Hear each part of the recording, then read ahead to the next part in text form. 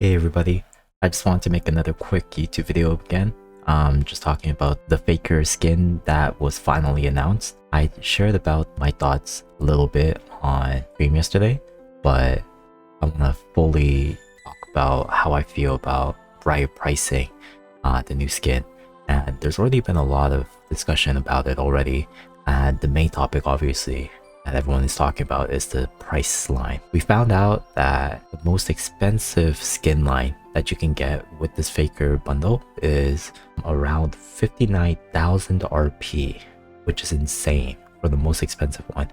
And in American, it's about $500. Obviously, $500 is not a very easy amount of money to spend on video game aesthetics and cosmetics. But a lot of people don't seem to, it's either a lot of people don't seem to understand the sentimental value behind a one-of-a-kind Faker made skin, or they just don't understand how valuable of a player he is. And so let's get into it. Obviously, $500 for a non-tradable in-game purely cosmetic based only skin for $500 is crazy. Or this isn't the first time either that League of Legends tried something like this. They did try to test something in this kind of expensive price range for one skin, which was the super expensive Jhin skin, which was around $200. And that must have been successful for them to try super expensive skins for, you know, legends that played this game.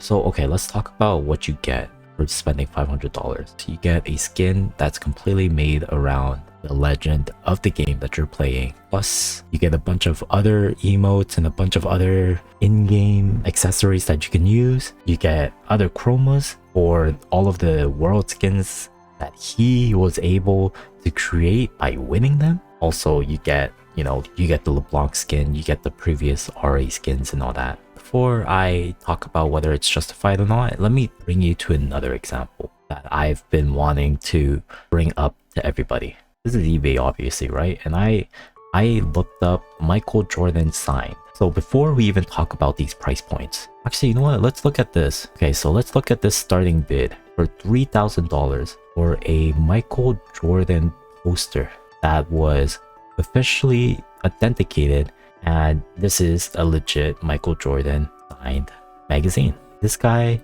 set the price for this magazine at $3,000. Okay, so what can you do with a magazine compared to a skin in League of Legends? Seeing this, I basically own the thing too. Like, this is literally what you can do. Obviously, it's not the signature that's bringing this $3,000 price point, right? It's the autographed signature himself, which is bringing the immense amount of value to this magazine, right?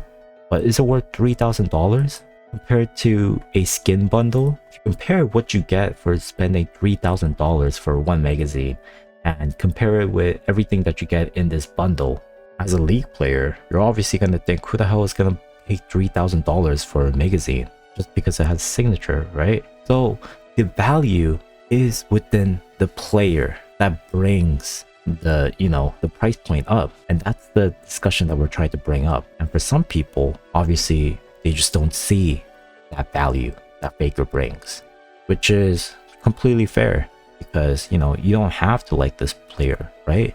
But then at a certain point, there comes a line of, okay, now we need to just acknowledge that this guy is an actual GOAT. And until that line is crossed, and until people start realizing how much impact Faker brings to the esports scene, they'll never understand why this was ever a thing. And everyone that has that kind of mindset will always just think of this as a cash out or a cash grab by Riot Games, which honestly, you know what, it is fair. It's fair to think of this as a cash grab, because like $500 for something like this, 100% like unjustified for a lot of people and their income, possibly mine too, honestly.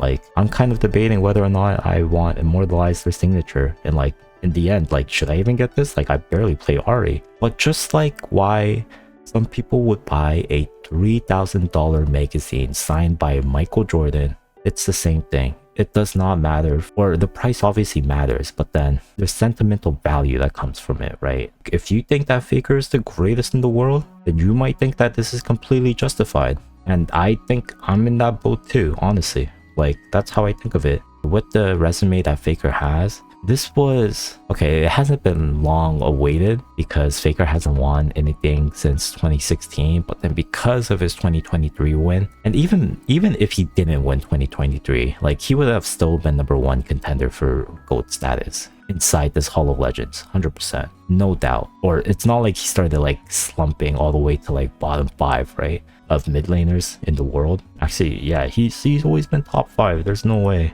And so, yeah, there's that value. And Doublelift here, he watches the Ahri trailer and he had some stuff to say, which I'm gonna play right now. Well, this thing better give you fucking aimbot in the game if you're gonna pay $500 for a skin. It's a cool skin. It's worth like 15 bucks, in my opinion.